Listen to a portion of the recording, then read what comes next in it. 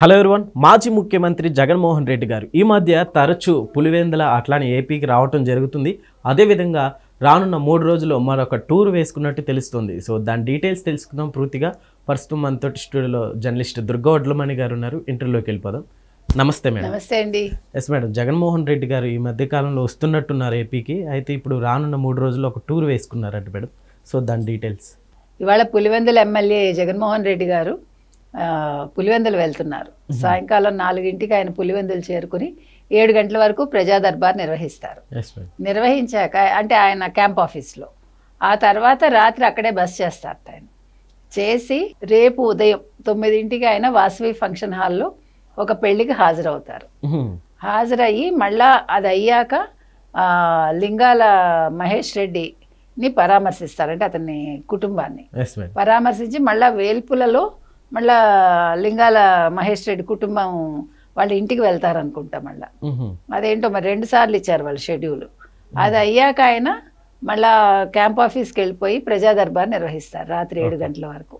పెళ్లికి అటెండ్ అయ్యి వెళ్ళిపోయాక వెళ్ళేటప్పుడు ఆయన రైతుల్ని పరామర్శిస్తాడు. బ్రాహ్మణపల్లిలో రైతుల్ని పరామర్శిస్తాడు. అరటి తోటలు ధ్వంసం అయిపోయాయట. వెళ్ళి పరామర్శించి మరి 2 లారీలు ఏమైనా ఈ పాటికి అరటి గెలలు రెడీ చేశారా అని ప్రజలు అనుకుంటున్నారు. ఎందుకంటే పారపోసి అక్కడ తొక్కిస్తాడు కదా. గతంలో బనగానపల్లి వెళ్ళి మామిడి రైతుల దగ్గర నుంచి తెచ్చి పాపం మామిడి రైతులదే అవి రోడ్డు మీద పోసి ట్రాక్టర్తో తొక్కిచ్చారు కదా జగన్మోహన్ రెడ్డి. అట్లా ఏమైనా చేస్తాడా? ఆ రైతుల పరామర్శ అయ్యాక ఆయన ఈ పులివెందులు వచ్చి మళ్ళా మాజీ సర్పంచ్ మహేష్ రెడ్డి కుటుంబాన్ని పరామర్శిస్తారు. అది అయ్యాక వేల్పుల్లో ఉన్న ఇతను ఎవరు లింగాల రామలింగారెడ్డిని పరామర్శించి ఆ తరువాత ఆయన మళ్ళా ప్రజా దర్బార్ నిర్వహిస్తాడు రాత్రి వరకు. రేపు షెడ్యూల్ అది. ఎల్లుండి మార్నింగ్ లేచి ఆయన యథావిధిగా ఆయన పాపం ఇక్కడికి వెళ్ళిపోతారు. ఎక్కడికి యలహంకకి వెళ్ళిపోతాడు ఆయన. అయితే అసలు ఇప్పుడు ఎందుకు పెట్టుకున్నాడు ఈయన టూరు అనేది ఆలోచిస్తే, ఈయన టూర్ పెట్టుకోవడానికి కారణం ఏంటంటే ప్రత్యేకంగా మొన్నను పులివెందుల జెడ్పీటీసీ ఎన్నికల్లో తెలుగుదేశం కూటమి జెండా రెపరెపలాడింది. ముఖ్యంగా వైసీపీ డిపాజిట్ కూడా కోల్పోయింది ఎన్నికల్లో. సో ఇప్పుడు మళ్ళా స్థానిక ఎన్నికలు వస్తాయి కాబట్టి ఈసారి మళ్ళా తెలుగుదేశం ఖచ్చితంగా మేము నెగ్గుతామనే ఒక ధీమాతో ఉంది కాబట్టి ఆ భయంతో ఆయన పులివెందులు వస్తున్నారా తరచు అనేది ఒక మాట. ఎందుకంటే జెడ్పీటీసీ ఎన్నికల్లో ఓడిపోయాక ఇదే మొదటిసారి రావడం ఆయన. సో ప్రజా దర్బార్లో ఎవరితో మాట్లాడతాడు? సేమ్ ఇదే రప్పరప్ప కొనసాగుతుందా? ఇదే జై జగన్ జై సీఎం ఇవే నినాదాలు ఉంటాయా? అంటే ప్రజలతోటి ఒక శాంతియుతంగా ఒక ప్రశాంత వాతావరణంలో ఆయన ప్రజా దర్బార్ నిర్వహిస్తారా? లేదు నేనే సీఎం అని అనుకుని ఇంకా భ్రమలో అలాగే అరుపులు కేకల మధ్య ప్రజల్ని కలుస్తాడా? రేపు ఏమన్నా అక్కడ అల్లర్లు జరుగుతాయా? ఇవన్నీ కూడా చూడాలి. ఎందుకంటే జగన్మోహన్ రెడ్డి ఎక్కడికి వెళ్ళినా ఏదో ఒకటి జరగాలి. అవాంఛనీయ సంఘటన అంటాం మనం. అట్లా ఏదైనా జరుగుతుంది కాబట్టి రేపు పోలీసులు కొంచెం అప్రమత్తంగా అయితే ఉండాలి.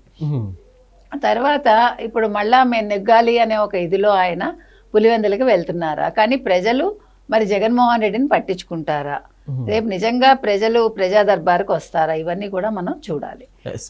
అయితే ఇప్పుడు జగన్మోహన్ రెడ్డి గారు అసలు ఏపీకి రావడమే చాలా కరువు అయిపోయింది. అయితే ఈ టైంలో 3 డేస్ రావటాన్ని ఎలా చూడొచ్చు అంటే ఏపీకి వస్తాడు, తాడేపల్లిలో ఉంటాడు, ఉండి యలహంకకి వెళ్ళిపోతాడు. ఈసారి పులివెందులు వెళ్తున్నాడు కాబట్టి అంటే పులివెందులు వెళ్ళటం కూడా ఈ మధ్యన పెళ్లిళ్ళకి బాగానే హాజరవుతున్నాడుగా. సో అట్లా ఒక పెళ్లికి హాజరవుతున్నాడు. ఎక్కడైనా చావు పరామర్శ ఉంటే వెళ్తాడు ఆయన. అది కూడా అందరికీ వెళ్ళడు.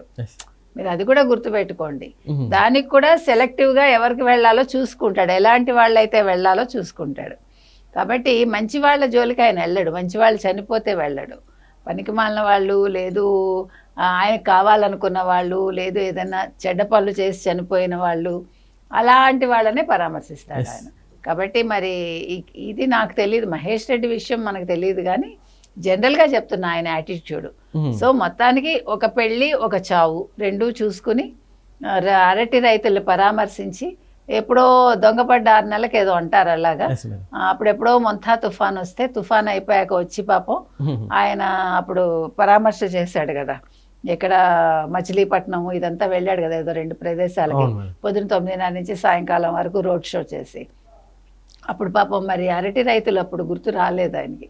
సడన్ గా ఇప్పుడు అరటి రైతులు గుర్తుకొచ్చారు. ఎందుకు గుర్తుకొచ్చారంటే ఇప్పుడు స్థానిక ఎన్నికలు రాబోతున్నాయి కాబట్టి ఆ రైతుల పరామర్శ పేరుతోటి కొంచెం ప్రజల్లోకి వెళ్ళాలని చూస్తున్నాడు.